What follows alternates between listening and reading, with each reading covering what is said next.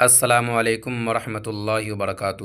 محترم ناظرین، آئیے آج ہم لوگ درخشاں بہار بورڈ 9th کلاس کی اردو کا فرسٹ سبق یعنی پہلا سبق کیا کریں گے، پڑھیں گے، اس کو حل کریں گے، سمجھیں گے۔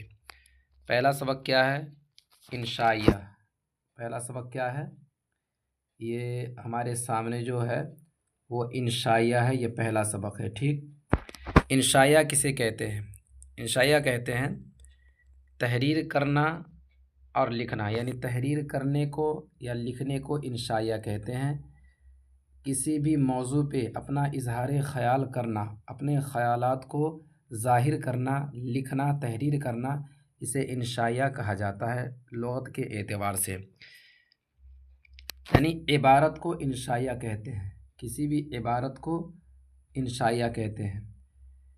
انشائیہ اردو نثر کی نسبتاً جدید صنف ہے۔ انشائیہ جو ہے یہ اردو نثر کی نسبتاً کون سی صنف ہے؟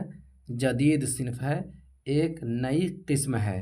ایک نثر ہوتا ہے، ایک نظم ہوتا ہے۔ نثر کسے کہتے ہیں؟ نثر اس عبارت کو کہتے ہیں، وہ لکھاوٹ کو کہتے ہیں جس کی لکھاوٹ بالکل سیدھے سیدھے ہو اور اس کے پڑھنے کا انداز بھی نارمل ہو۔ جس طریقے سے آپ کے سامنے یہ لکھاوٹ نظر آ رہی ہے، اردو تحریر نظر آ رہی ہے، تو یہ نثر کے شکل میں ہے۔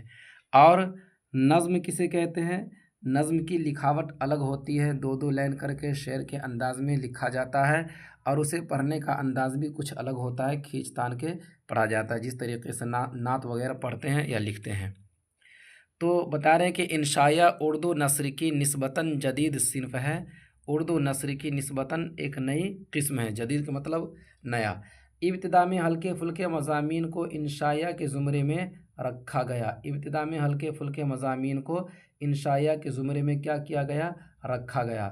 زمرے کا مطلب ہوتا ہے گروہ، جماعت، یعنی کہ ہلکے پھلکے جو مضامین ہوتے اسے انشائیہ میں رکھ دیا جاتا تھا، انشائیہ سمجھیے کہ کہہ دیا جاتا تھا۔ لیکن رفتہ رفتہ دھیرے دھیرے کیا ہوا؟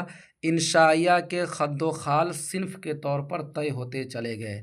خد و خال کا مطلب ہوتا ہے شکل و صورت، خد و خال صنف کے طور پر طے ہوتے چلے گئے، یعنی انشائیہ ایک اپنا مقام اختیار کر لیا، ایک اپنا مقام بنا لیا جو کہ مضمون سے الگ ہو گیا۔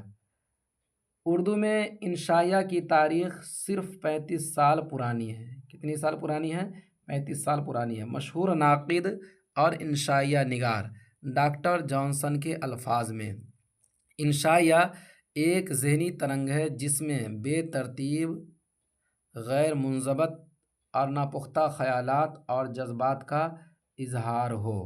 بتا رہے ہیں کہ انشائیہ ایک ذہنی ترنگ ہے، یعنی ذہن میں جو باتیں ہیں، ذہن میں جو امنگ ہے، جو خیالات ہے، جو مشاہدات اور تجربات ہے، اسی کو پیش کرنا، اسی کو تحریر کرنا۔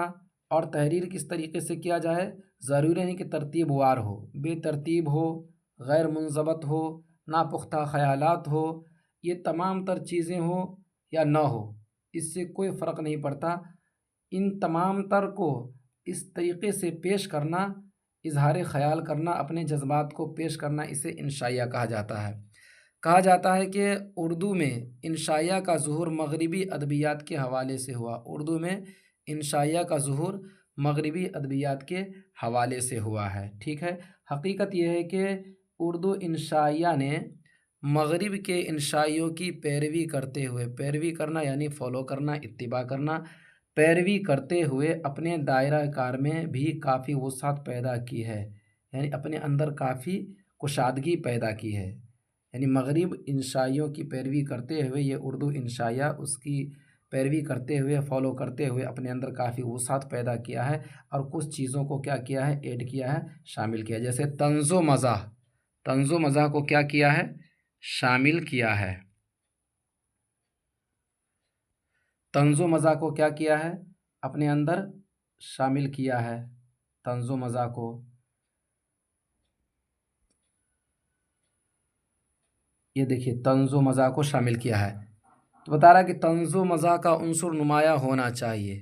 انشائیہ کے اندر طنز و مزاح کا عنصر نمایاں یعنی ظاہر ہونا چاہیے۔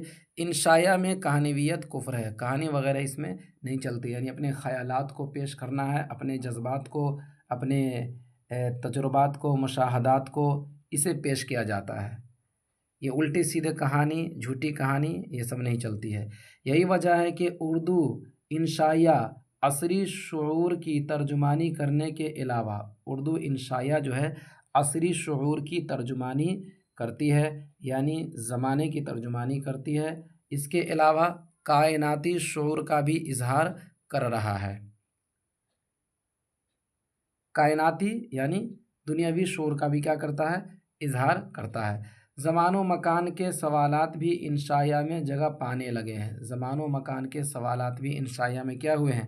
جگہ پانے لگے ہیں، یعنی کہ وقت کو بھی بتایا جاتا ہے اور جگہ کو بھی بتایا جاتا ہے، جو ذہنی بلوغیت کی نمائندگی کرتے ہیں، یعنی ذہن کو بڑھانے کا یہ کام کرتے ہیں۔ تو اسے انشائیہ کہتے ہیں۔ جو آج ہم لوگوں نے پڑھا ہے اسے سمجھنے کی کوشش کریں گے، اور پھر انشاءاللہ نیکسٹ ویڈیو میں ہم لوگ کیا کریں گے؟ ملیں گے اور اگلا سبق جو ہے اسے حل کرنے کی کوشش کریں گے انشاءاللہ۔